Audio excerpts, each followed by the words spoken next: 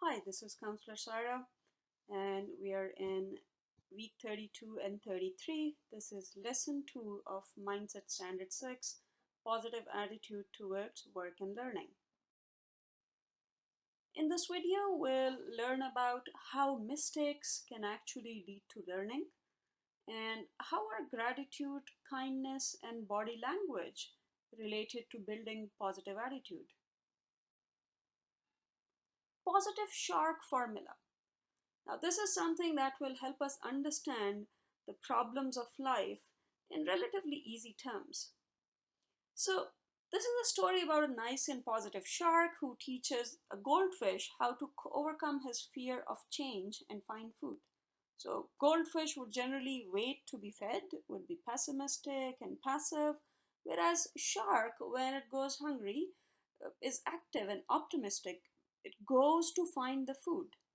So, in simple words, the events in life are not really in our control. But what we do control is the positive response to these events. Hence, if we choose to respond positively, the outcome, the result of the event can be in our favor. Remember, we talked about the definition of positive attitude in our last video? So, what is positive attitude? It is optimism, a willingness to make an effort and take a chance instead of assuming your efforts won't pay off. It is acceptance. Things don't always turn out how you want them to. So we learn from our mistakes and move on. Positive attitude also means resilience. So bouncing back from adversity, disappointment, and failure instead of giving up. Positive attitude also includes gratitude. That is, appreciating the good things in your life continuously. Positive attitude also includes being mindful so that we are consciously aware and we enhance our ability to focus. Positive attitude also leads to the trait of being honorable, righteous, and straightforward. You don't need to worry about the terms over here. I'm sure we pretty much get the summary of what it actually means, and we'll move on to the next strategy. So there's a famous quote by Henry Ford: whether you think you can or you think you can't, you're right. I want you to pause the video and think about what this quote means to you. Well, as it turns out, this quote shows the power of belief.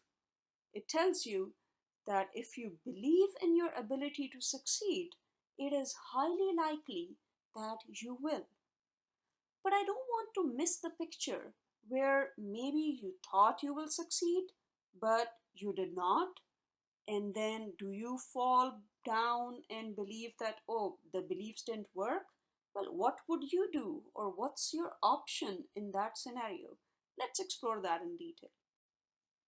So let us explore what mistake driven learning is and how it can lead to actually development of positive attitude. I'm going to ask you a few questions now, and let's have this honesty moment while answering them. So, what is it you fear the most about being wrong?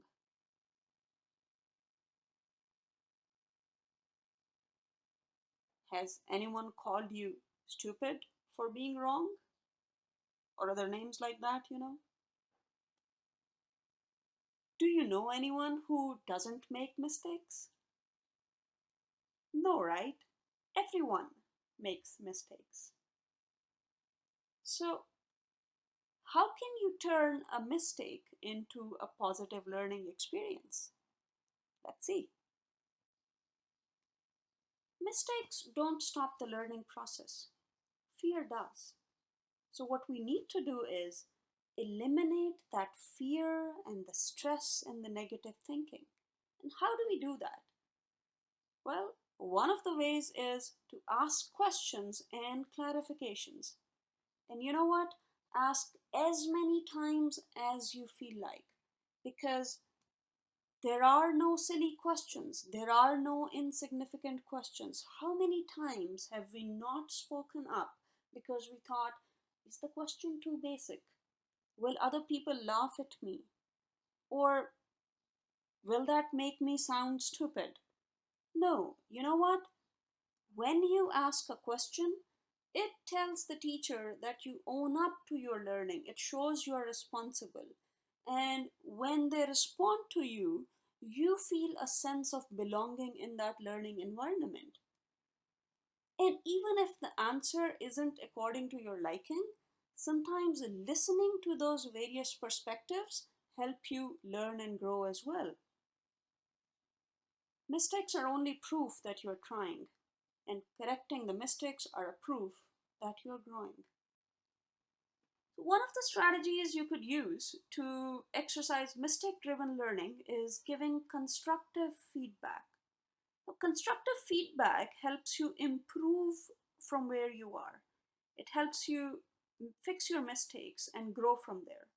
It would include sentences like, one suggestion would be, or I believe you should add, or I'm confused by so and so, or take into consideration changing this or removing that. And you see, in your real time classrooms, you're giving feedback to each other as well at times. I would recommend next time you have the chance to do that, do it through using constructive feedback approach. That will demonstrate that you have an attitude to helping others, and you know that when you try to teach somebody or when you give constructive feedback to somebody, you're learning yourself as well. It also shows kindness in your nature, which leads you to developing and having more healthy relationships within the school environment. And yes, the school has this social emotional aspect to it besides just academic learning. Receiving constructive feedback in the right manner is also critical. So when somebody is giving the feedback to you, you have to show and you have to actually pay attention as well. Make sure that your body language, your posture is positive. This is critical. Be open. Be open to suggestions. We don't have to be defensive about the improvement suggestions they give. And we have to pick the right strategy of giving the response. So, over time, I would highly recommend that you master the art of responding as compared to reacting. When you have thought through what you're about to say or about to do in response to something, that means it's a response rather than a reaction. Understand the message. Give an effort of trying to exactly see what the other person is trying to convey. Reflect upon it and then decide what to do. So the suggestions may not fit 100% with how you're looking at it, but getting bits and pieces of it is also okay. And once you've done that, follow up. Because remember, growth mindset. Your brain is like a muscle that grows. Whatever changes you make don't necessarily have to be the best you can get. Maybe a second or a third revision can help improve things even further. Once you've learned the skill of giving and receiving constructive feedback, that's when you can start challenging yourself, pushing yourself out of your comfort zone to develop your positive attitude even more. When you're challenging yourself, sometimes the task seems too difficult or too huge to be done. Break it into small chunks. When you break a task into small chunks, it seems more manageable. And overcoming interesting challenges give you the motivation to continue and to keep working at it. Importantly, consider those little successes as the awe moments and record them, celebrate them. Having a gratitude attitude also leads to developing positive attitude towards life. Gratitude means being thankful and grateful for all the blessings you have. One of the ways we could do this is to start your day with something positive. It can be prayers, exercise, anything that brings a positive feeling to you.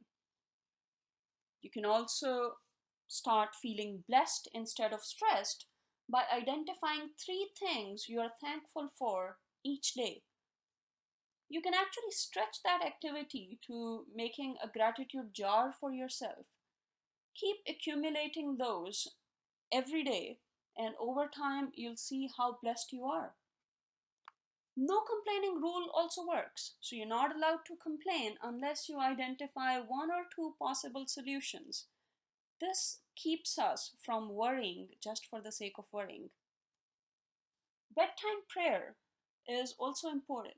So before we close the day, let's take our mind back to what has gone right throughout the day before we fall asleep. The independent task for this workshop is making dua hands. That's prayer hands. You see, one of the hands says Alhamdulillah. So that's your gratitude hand. Anything and everything that you're thankful for, grateful for, that goes here. The other hand says Ameen, so Ameen. So that's your wishes and goals hand. So whatever your goals are, you get to mention them over here. You can choose the background design as per your liking. If you want to stretch this to the next level, use the WOOP strategy. This is where you'll pick one or more than one of your wishes and goals and create a proper WOOP plan for it using the same WOOP form we used in the previous video.